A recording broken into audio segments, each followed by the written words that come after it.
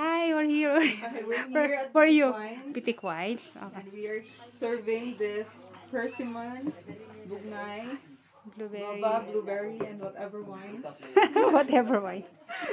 Enjoy! Are those local beer? I mean locally made. These are locally made by the locals here in Sagada, in Mountain Province in the Philippines. Oh, I hope you visit here soon because this is an honesty store. It will not just test your endurance in alcohol, but also your honesty. wow.